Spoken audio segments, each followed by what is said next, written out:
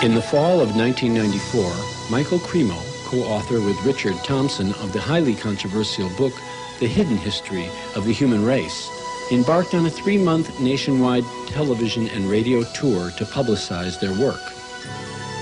At the same time, a highly rated nationwide television program was aired dealing directly with the theme of their book.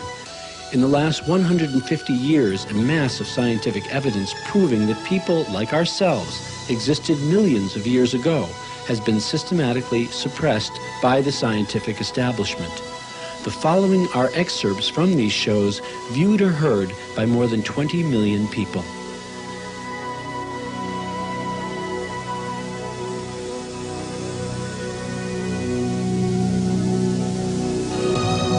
Why would thousands of artifacts be ignored by mainstream archaeology? They show the unthinkable. Images of man battling with dinosaurs. Reptilian creatures interacting with men and women. Ancient inscriptions on stones depicting complex surgical procedures. And carved metallic spheres found in rock strata 2.8 billion years old. This evidence points to one conclusion, that the history of life on this planet may be radically different than what is accepted today. In this program, The Forbidden History of Man, we will examine documented evidence which suggests that our theory of evolution needs to be completely revised. Much of this evidence has been known for hundreds of years, but it's been ignored because it directly contradicts theories which are universally accepted. We will hear reports from a new breed of scientists who have been labeled heretics for daring to challenge fundamental scientific theories. In their controversial book, Forbidden Archaeology, Michael Cremo and Dr. Richard Thompson have revealed a major scientific cover-up. Since the beginning of archaeology, researchers have found bones and artifacts showing humans like us existed hundreds of millions of years ago. But according to Thompson, these discoveries have been suppressed, and we have come to accept a picture of prehistory that is largely incorrect. Thompson and Cremo have documented hundreds of cases which tell a gripping story of a scientific world shrouded in conspiracy and deception.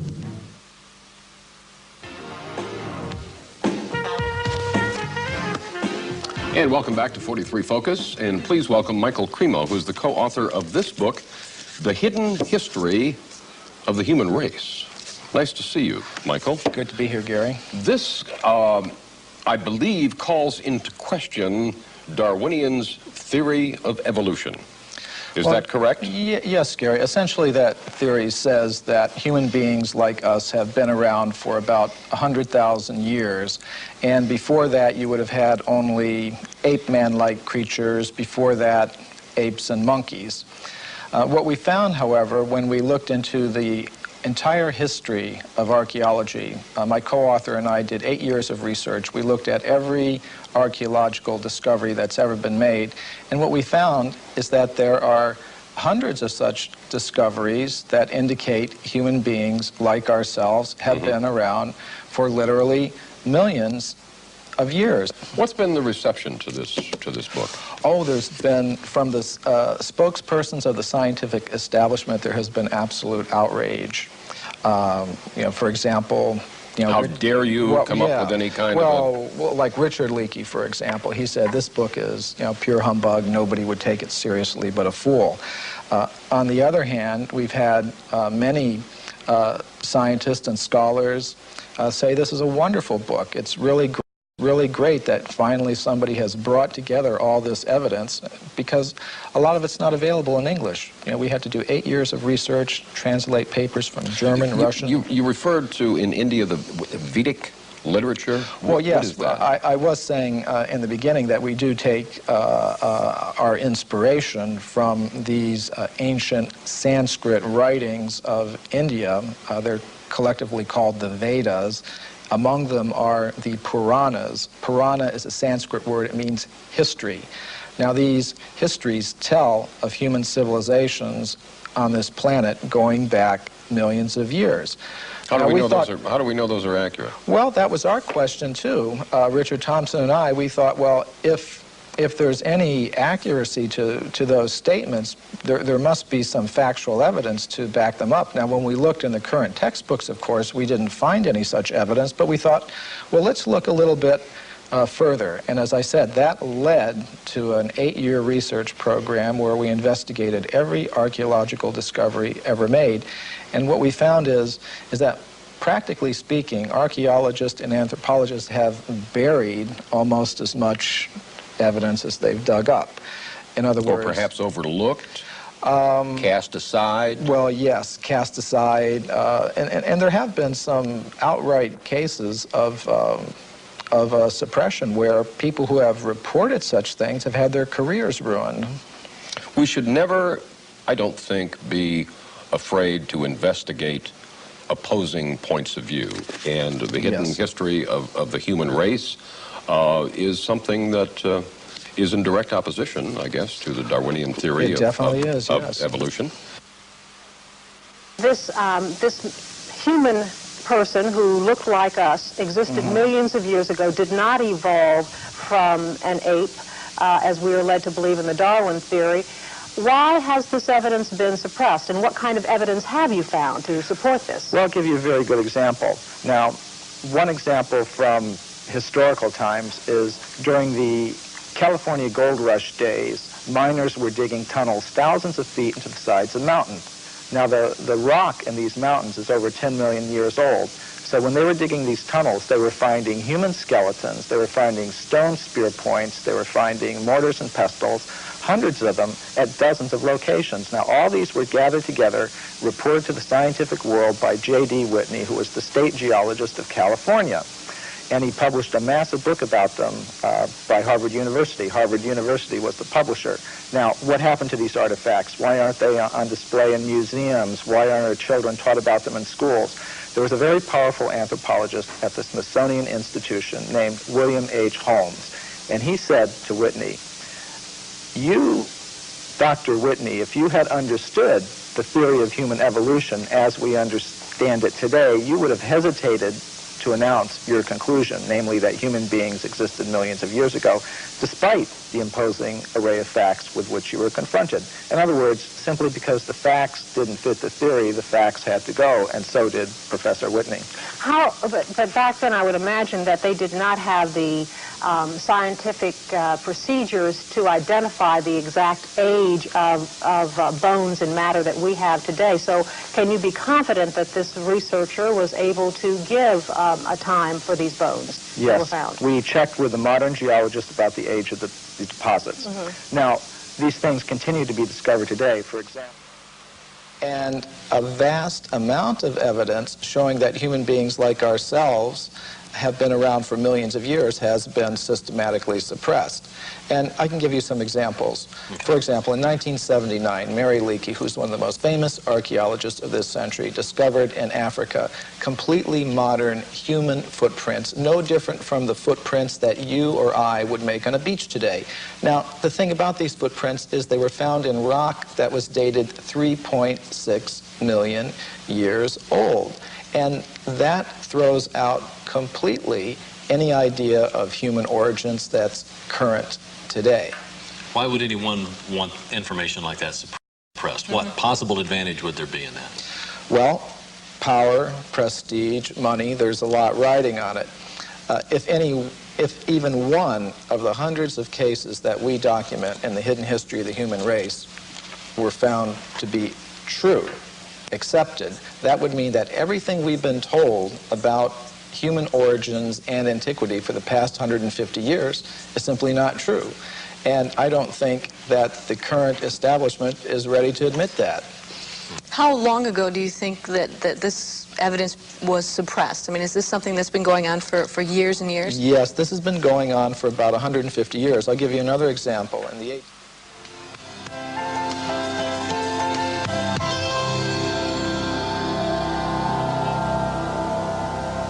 Following what it is that you have uncovered from other people's findings in this type of thing, do you believe that man existed with the dinosaur, for example, to give people a general idea of how to pinpoint? Right, that's a very good question, Michelle. And from the evidence that we've uncovered, we have some very good reports of a human presence even before, the time of the dinosaurs. For example, in the 1840s, there was a scientific magazine called The Geologist, and it reported that in Macoupin County, Illinois, which is right here in North America, in the United States, a human skeleton, just like ours, had been uncovered in a coal mine, in solid coal, 90 feet deep underneath the ground. Now, Richard Thompson and I were able to discover from the reports exactly where that occurred. And we talked to the Geological Survey of the state of Illinois, and we asked them, well, how old is the coal there? And it turned out it was 300 million years old, which means it's older than the Jurassic, that word everybody knows now, that refers to the dinosaurs. In other words, it was older than the age of the dinosaurs.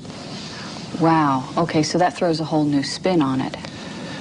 Yes, indeed it does. And some of the scientists who have read the book have obviously recognized that. For example, William Howells, who is one of the big anthropologists of this century, one of the architects of the current paradigm, he said, well, if what you say here is true, it more or less throws a monkey wrench into our whole picture of how life originated on this planet.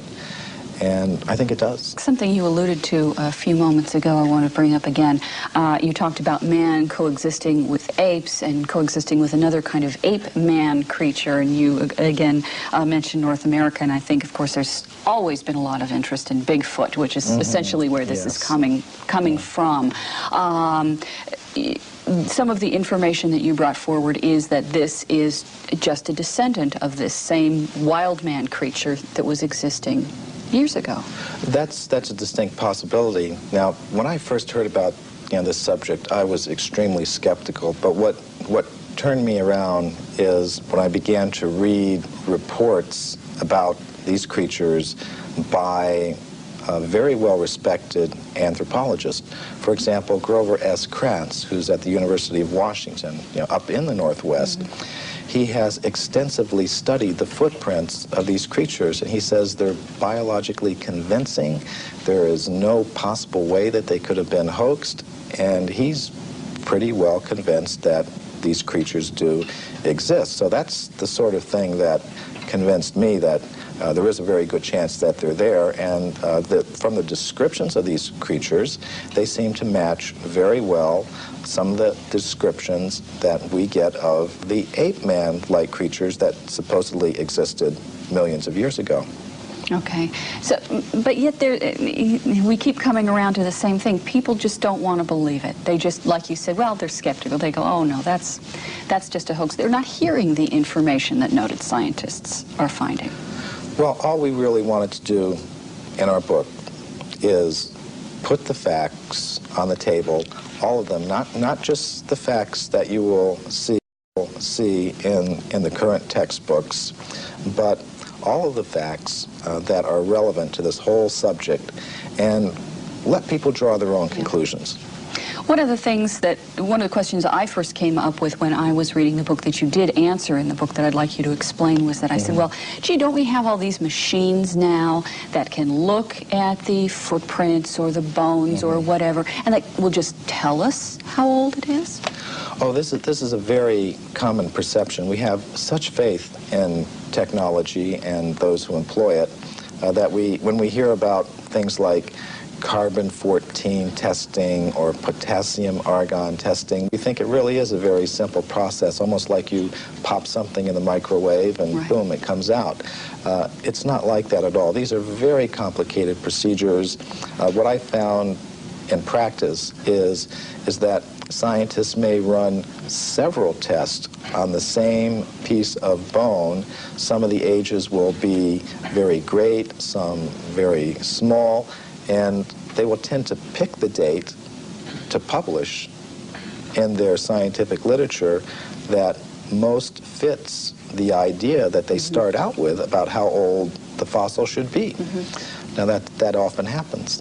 What do scientists and researchers have to gain by distorting their findings? I mean, you would think that if they truly think that they found evidence of man pre-existing the dates that we take for granted right now, that they would want to be published, that they would want people to hear about this, that they would get their name up in lights, as it were, as making this remarkable discovery. Why is this so suppressed? Well, there are tremendous pressures for conformity within the scientific community. For example, for every academic post that opens up, every professorship that opens up in an American university, there are generally hundreds of applicants. Mm-hmm. And it does not help your reputation if you go reporting things that should not be reported. It could be very bad for one's reputation. And in our book, we document several cases of that. For example, Virginia Steen McIntyre. She's a geologist who I personally know. She lives in Colorado now.